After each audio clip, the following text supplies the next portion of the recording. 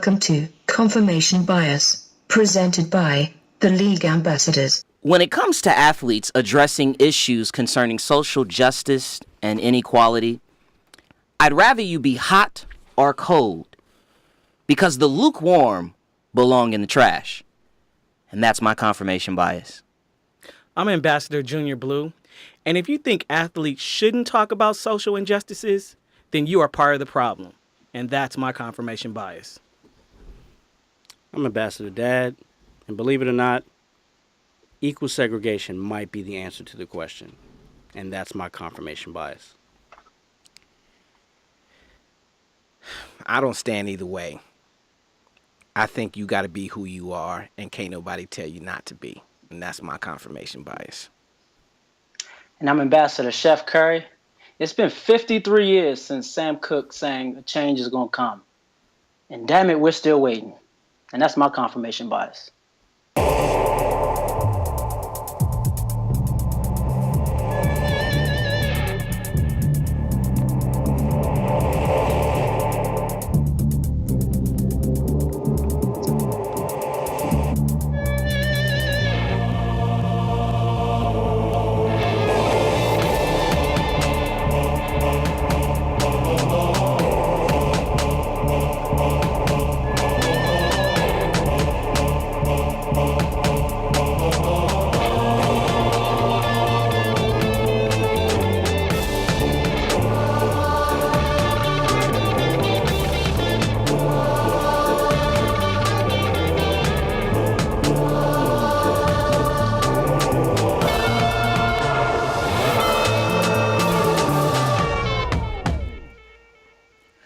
Welcome to Confirmation Bias, hosted by the League Ambassadors. As a reminder, you can follow us everywhere on social media. Our handle is @TheLeagueAM, Twitter, Facebook, Instagram. Visit our YouTube channel, The League Ambassadors. If you're listening to our podcast or if you're visiting us on the website, someone is copying me right now. Please leave comments. Rate our podcast, rate our show, and then most definitely share. Finally, visit our website, theleagueam.com. Check out the special page on our website, Diplomatic Immunity, where sports fans can leave commentary about whatever is going on in the world of sports. Also, on today's show, because it's a little bit special, it's a little bit of a different, more serious, unique topic. We actually are going to have diplomatic immunity available. So as you're listening to the show, if there's something you want to say or if you have a question about our subject matter, please feel free to chime in on our Facebook live stream. On today's show, we are going to examine what happens when social issues intersect with the world of sports.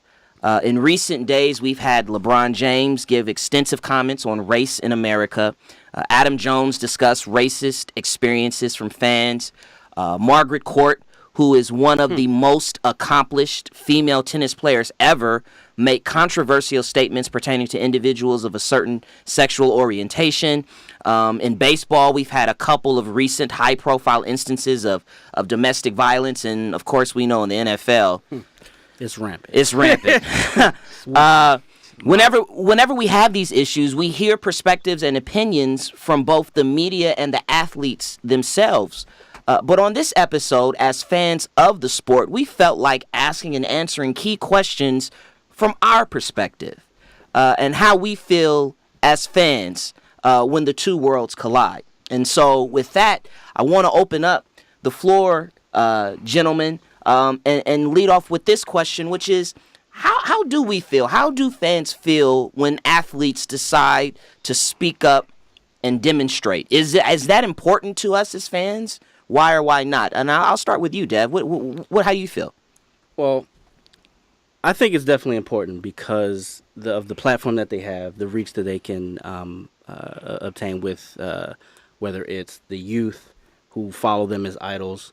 I think it is important, but I think, like Omar said in his confirmation bias, if it's not you, it's not you. You need to speak if that is you. If you're Muhammad Ali, then be Muhammad Ali. Mm-hmm. If you're Michael Jordan, then be Michael Jordan. Mm-hmm. The thing that I never really understand, I know that was kind of two different ends of the spectrum. But the thing that I never really understood was why people get so up in arms when athletes or actors or musicians or anyone in the public eye have an opinion either way. Did you say white people or why people?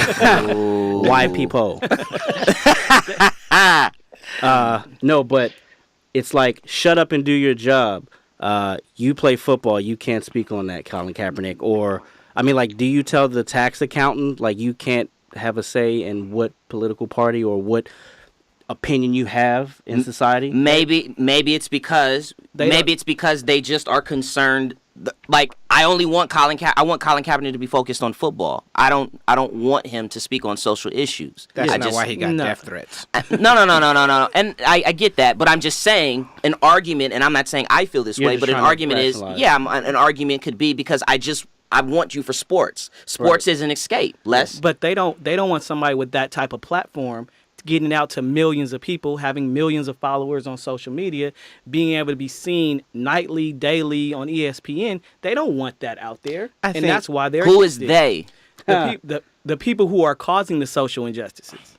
Okay. Go ahead. I'm sorry. No, you go. Sorry. I think part of the problem is people always try and put things in one box when literally there are millions of boxes. Like, just from my perspective, I'm a Chicago Bears fan.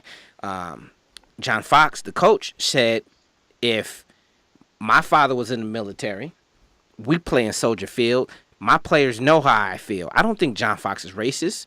I think he didn't agree with that man was doing just because of how he feels about the act he was doing. Mm-hmm. Right. There are people who that act is important and it means something to their soul. But there's just as many people who didn't want that Negro standing up and saying something against what they felt was wrong. So it's hard to put it in one box when you can't, because it can't be put in one box. Kevin? Yeah, I couldn't agree with Omar anymore. I mean, it's definitely important because, athletes are people first. They were citizens, they were everyday people before they became professional athletes and celebrities. And athletes, more than anybody, I think, have either witnessed or experienced injustices in their travels, not just around the country, but around the world. So who would be more capable of speaking up about things that they've seen other than people who have experienced other cultures? But my concern is when an athlete speaks up about something, knowing their platform, they speak up about an issue and not having fully thought it through yet, a la Des Bryant. Talk about it. Talk about it. Well, long story short, he comes out and says, like, look, I'm not here to offend anybody. I'm speaking from my heart. And I think it came from a sincere place, but he basically said he resorted to the pull yourself up by your bootstraps. Like, I made it. Why can't you? Well, because respectability politics. Exactly. Not everyone is 6'7", however big he is, and can run and catch a ball. So I think, yes, I do agree. We all have to be responsible for our lives. But when you say something like that and you completely ignore the fact that there's systematic oppression, it's intentional. It has a purpose. And sometimes people can't control that. And see, the issue with athletes is when you expect athletes to understand something like that, when in their head ball is life, all they did is wake up, play football, basketball, box, whatever, go to sleep. Wake up, play football, basketball, box, whatever, go to sleep. And then you expect them to understand something when they didn't have a normal life. Like, these people woke up in football shorts every day. They didn't go to the mall and shop. They didn't do stuff like that because it didn't matter to them, and didn't to expect them to be nuanced. It's what you're basically expect them to be Malcolm X. Exactly. Well, it's also that they don't actually live everyday lives like you were saying. I mean, but they're not, like Kevin said, they're not thrown into that because Charles Barkley said a long time ago, like, I never held a job. My job was basketball. So he never got the opportunity to be a teenager and have a job to get shit on, or when if he did, we do this all the time, don't we? But like, since he did grow up in Alabama, right, he didn't feel the same sort of racism that everyone else felt because, you can play basketball, you're our nigga, right? Mm-hmm. Which is the source of some of his stupid ass comments. That's very true.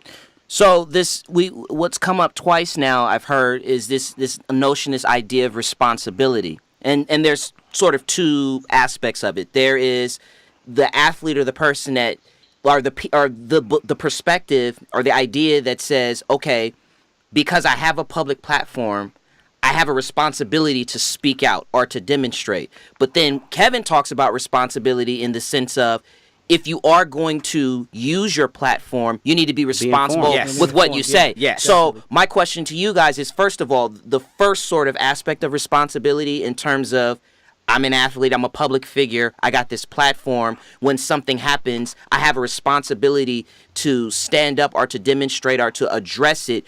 Do we as fans, do you believe that? Do you believe that do you agree with that sentiment? If you feel compelled to be responsible, then be responsible. Mm-hmm. I mean, I don't think that you should be thrust into something. But also, you can't. If you have a differing opinion, just because you have a soapbox to get up there and speak on, doesn't mean you shouldn't say it, even if we don't agree with it. It's his life or that person's life. So I personally, as a fan, believe that you should be aware, if you're going to choose to speak on something, you should be aware of what the effect is that your words will have on people. Right. And I don't think enough people have that awareness. That's definitely true, because I always think that, given the climate of our country and as a black man and as black people, how we are Puerto Rican. Come on, man. Hey. Actually, we don't know right now. That's kind of under debate right now. But we dominate pop culture. We are like everyone's listening to our music. Everyone's watching our athletes play.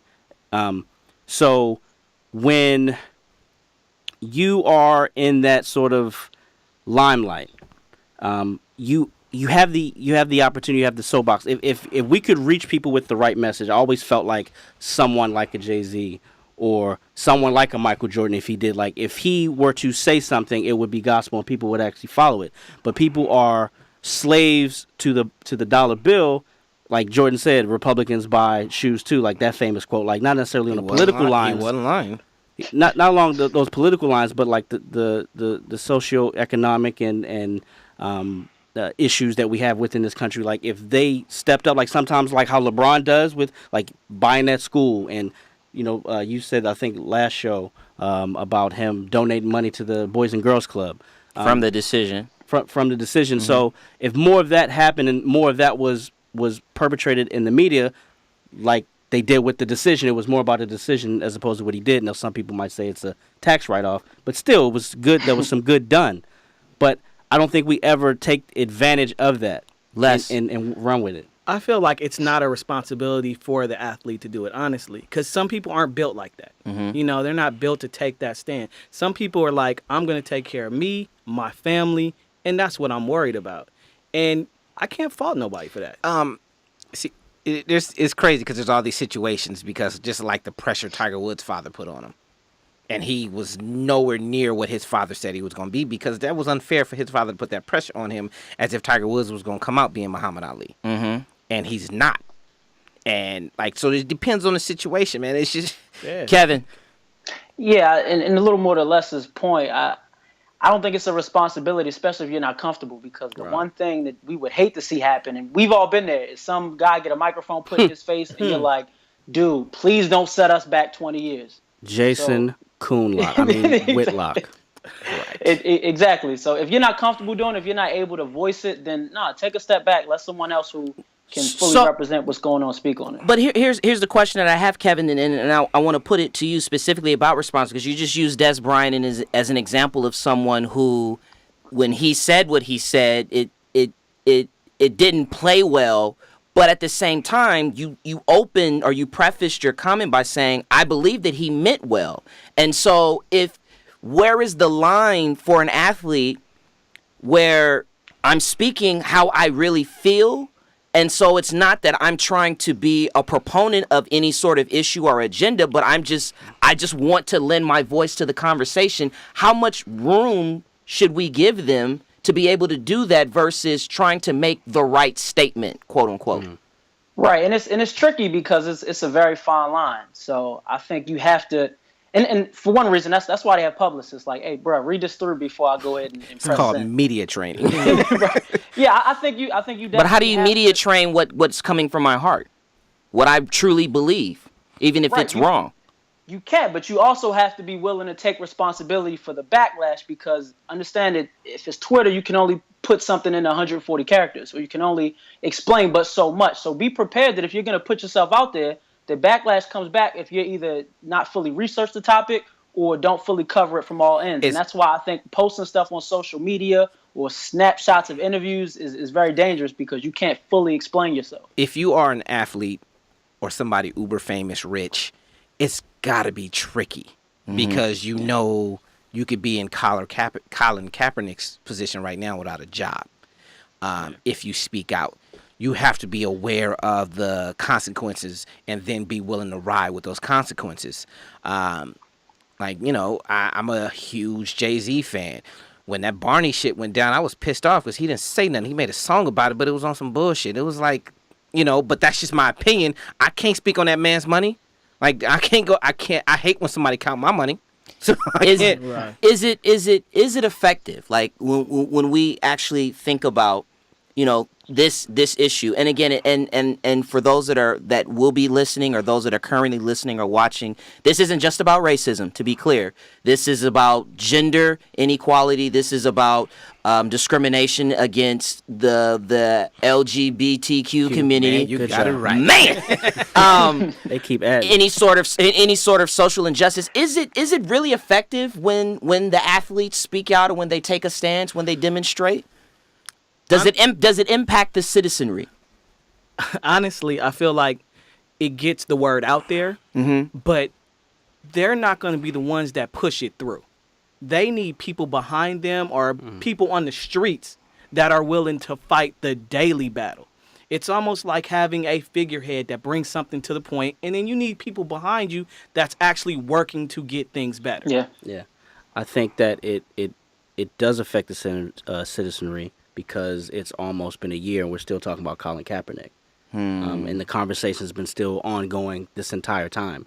Whether you agree, I mean, you had people out the gate outright like destroying him, like, oh, I don't agree with what he's doing. This is not American of him. But then a couple weeks later, or before they get the full context, and they're like, well, I don't agree with what he's doing, but I'm with him because that is American. So he has the right to protest. He has the right to protest, exactly. I mean, you know, but this country is a polarizing country. I mean, remember the Dixie Chicks? They ain't had an album yet. Whoa! Like, was that Bush or Cheney that? Like, it was people like stomping on their CDs, like, you know, and in true NWA form, they was like, hey, they bought it. They could do what they want. But still, it's like, this the way this country is. It's polarizing.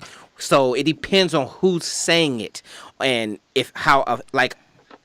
I know Kaepernick doesn't have a job, but what he did was effective because he brought the conversation out, and the conversation happened, and it continued to happen. And it was something that he didn't even advertise. He just did it. People asked him about it, and then when people asked him a question is when he said something. Yeah, Kev? Yeah, and I'm glad Omar brought up the Dixie Chicks thing, because music and sports are the largest unifiers in this country. I mean, to Les's point, when a celebrity or an athlete speaks up, it's almost like that Batman symbol in the sky, and then we all have to respond to it. So I definitely think it's important, because when your favorite player or coach speaks up and says something, and if you're someone who may not be able to relate, but you have that level of respect for that individual person, maybe you show a level of empathy, because it's really screwed up. I don't know why America's values are that way, but when someone that we admire says something like that, maybe you look, you know, a little deeper into it. And to the point about Kaepernick, I mean, look at how many people either supported or hated him after that stance. He was so polarized. I mean, I even considered buying a Kaepernick jersey. I've never worn anyone else's jersey other than maybe Charles Woodson, but that wasn't my choice. But I really thought about buying a Kaepernick jersey after that, just to support that. It was the number one selling jersey for the NFL, right? As fans, okay, because we're going social here, but now let's bring it to the actual world of sports. We all know there is a extreme lack of diversity and equality in terms of sports leadership, whether you're looking at the amount of black coaches in the NFL, or the lack of black or minority general managers, ownership in sports. You look at the NCAA, overwhelmingly white at the highest levels. Does that, as a sports fan, does that bother you? Do you think about that? Number one. Number two, is it fair to suggest that because there is such a lack of diversity and equality in sports leadership that oftentimes when these athletes step out and speak on social issues, their message is blunted. The impact of their message is blunted because their proverbial house isn't clean. So what I mean by that is they're not standing up to speak out against the lack of equality and lack of diversity in their own arena, but they want to step out of their arena to talk about larger societal ills. Like take Cam Newton. When he got drafted, his white owner told him, don't get tattoos. You need to act a certain way. You need to do this. Now, as a person of color, I automatically thought a certain way about it. And I don't know if I would have thought the same way if it was a black GM or a black owner, you know, but I don't have that choice because it don't exist anyway, black owners of NFL football teams. But to me, it's the history of where that city is, where he was drafted, you know, and it's like, now I look at Cam Newton a little different because every time he do something weird anyway, but that's a whole nother thing. But it's like he talked about that and the effect it had on him where he wanted to be a certain way, you know. So I don't know him, so I don't know if that was because he was a black quarterback. I don't know if he said that to any other quarterback. You know what I mean? I'm pretty sure he didn't. That's my point. But that's what I think he didn't. You know, so yeah, it's but then you got organizations like Pittsburgh and Mr. Rooney, which I know you don't want to hear, who made a point to be post-racial is what I mean in his leadership when there was a white man who was supposed to get the job for the head coach and the black man just had a better interview and he got the job. That hasn't translated to GM spots, but there's a few black GMs, but not overwhelmingly. Overwhelmingly. We're not a clear representation of the populace. Like if you look at the statistics, what are we? 12% of the population. We're not even 12% in most business. But to me, it should be about the sport. What's our population in that sport? 80, 70%, something like that. If it's not more, right? But that doesn't translate to the higher level positions. Kevin, what were you going to say? Yeah, I was going to say, I think the lack of diversity and equality in pro sports is just a reflection of that within the country as a whole. I mean, just like the majority of CEOs and upper management lacks diversity, so does, in pro sports teams. And I'll be honest, I think America has, I may be going a little far with this, but America has a track record of controlling the bodies of people of color while extracting from them as much as possible. I think pro sports is just another example. I think Omar alluded to Mr. Rooney. I think the Rooney Rule has good intentions, but I think it doesn't have as much merit as they would like it to have. I think that because they figured out a way around it. Exactly. Well, yeah, they you just interview them, and then move on to what who you really want. And I think that's bogus. I was just alluding to Mr. Rooney though. Right. I wasn't alluding. No, I mean he's definitely a pioneer in that. And, rest in peace. I'll give him that. I respect the organization. I just don't have to fucking like them.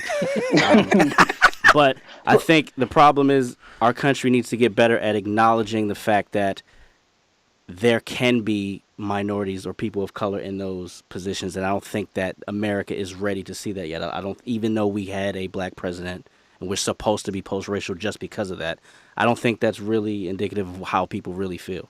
Honestly, I feel like we need to teach the kids that they can own the team. Like, I really feel like that's where it'll start. Well, go ahead. I'm sorry. And what I mean by that is you look at the owners. Most of them, they got their money handed down to them. They even got teams handed down to them. So it comes to a point where the ones that have businesses and bought them, most of them got the businesses handed down to them. And you look at it like, hey, we don't have that. See, that goes to a longer conversation where I could sit here and talk about that for an hour. Right. Because you know how I feel about it is as a black man in America, we are the black person in America. We are a young race. People don't talk about it enough, but our heritage was basically successfully broken. We don't have an attachment to a culture because it was taken from us.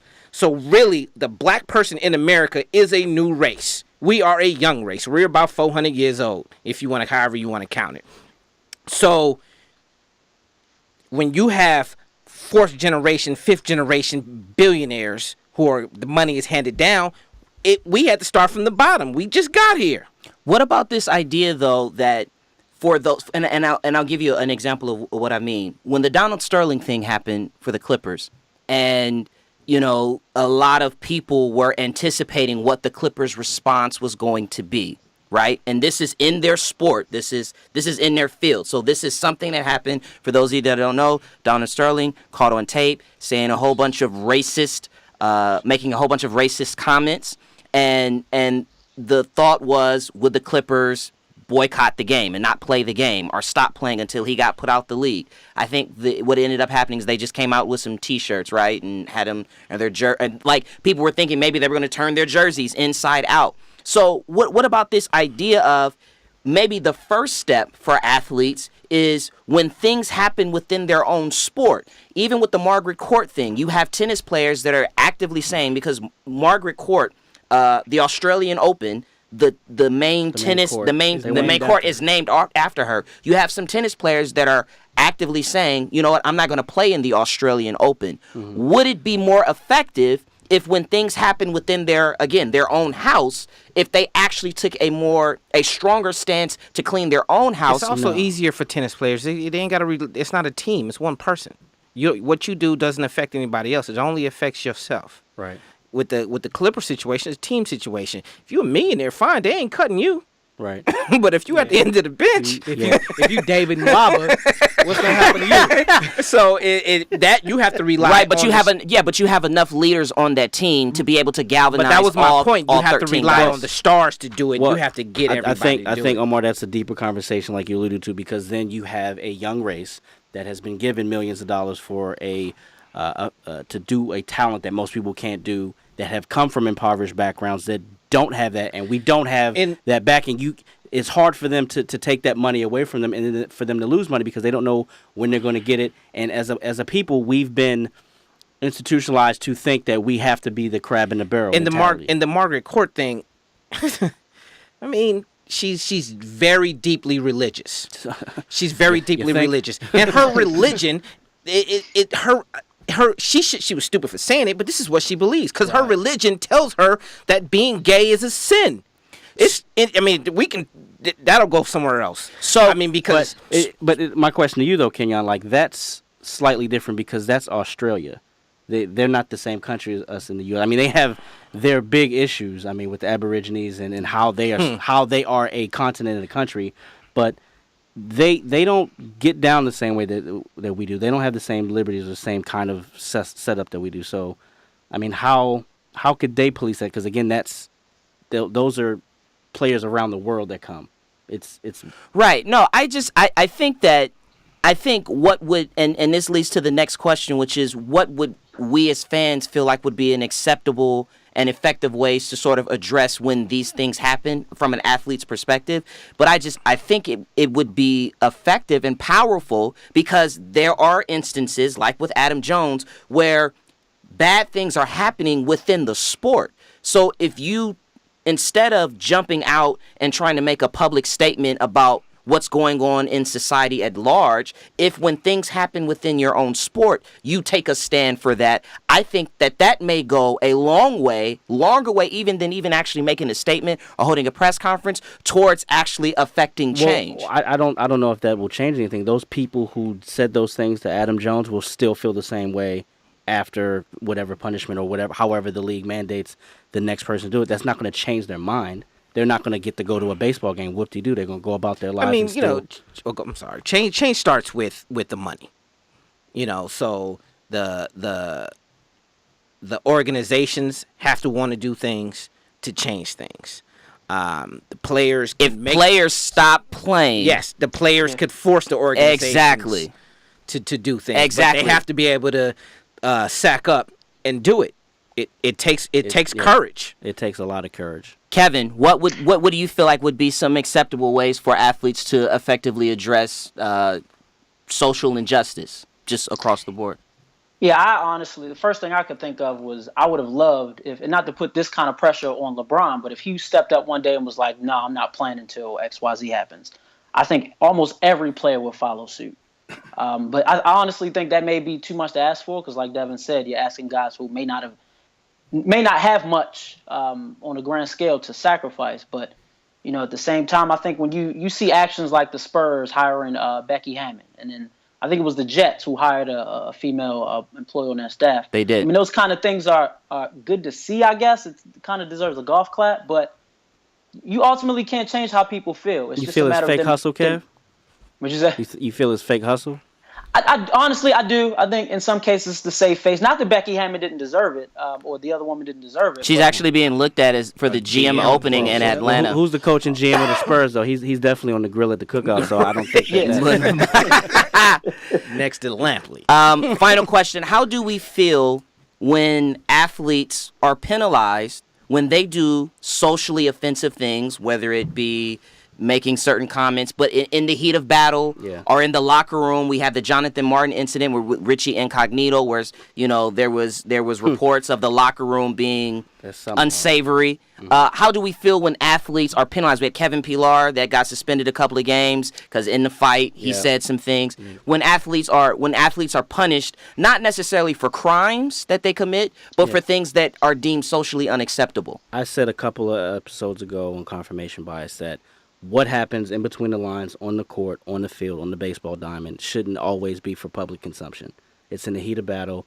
There are things that just happen within the game. Male testosterone takes place, and shit happens. I mean, there's going to be language. There's going to be uncolorful things said that doesn't necessarily mean that they're. That's what Donald Trump said. No, I mean, it's like, what do you mean? But look at it like don't this, say though. the shit. I mean, you honestly think about it like this, though. You have the NBA miking up players, NFL mics players. Exactly. I mean, you have boom mics on the side. They're going to catch every word said. I mean, it'd be different us playing on a basketball court. It's a street ball, because the same words that's said in these NBA games is said, same thing said in the street ball. Yeah. But we don't have boom mics. We don't have sponsors. We don't have all that. So, I mean, it's one of those things where you are an employee. Yes, and none of this is a surprise. Yeah. If there are lines and if you cross the line, then you get punished. If you talk about how somebody's wife's taste, then they're going to meet you at the bus. It's the way it happens. I'm not saying that doesn't mean that you don't reap the repercussions of what can happen to you. But I mean, as far as socially, I don't know how you kind of gauge that. I mean, shit, we have mics in front of us, and sometimes people slip in here. It just happens. Hey, Nick. I don't know how you police that, because the game started from the asphalt. It started from the sandlot. So now that there's from a business standpoint, you have to police it, because you have gay people in your crowd. They spend the dollar just like everybody else, and they have a right not to be demoralized by being in your crowd. Kevin? Yeah, I get what you're saying, Dev. When these microphones go off, we say what we want. But when you're getting paid to do something, and to Les's point, when the microphones are on, the cameras are on, the social media world we live in now, you have to be mindful of what you say, because it not only affects your dollars, but your employers. And so if Joe Flacco slips up and says some magic words because it's inside the NFL and they had the cameras going, and he says those magic words and he gets suspended 2 games because they don't want to be picket, because they don't want the LGBTQ community picketing outside of M&T, you're going to be okay with that? Listen, Mama Kev once told me, be mindful of what people say when they're drunk, horny, and mad. If he says it, that's how he really feels. And listen, I'm throwing my jersey in the trash, so. Did he just say horny, guys? Yeah, horny. Conversation with she. These conversations. Y'all don't know Kern. In lieu of this special topic, did we have anything from out there, from people that were watching and listening, that is worth bringing up? No. Okay, I didn't think so. We didn't. All right, we'll wrap it up. This was a really good conversation. Before I get out of here, it should have been an hour show.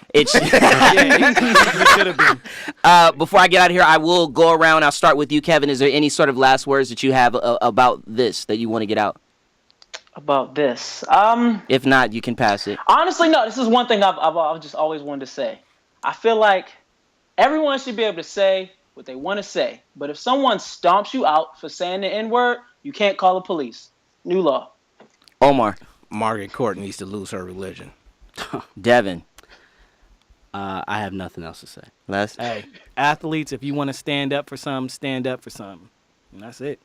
All right. Well, this has been another riveting episode of Confirmation Bias. We thank you for hanging out with us.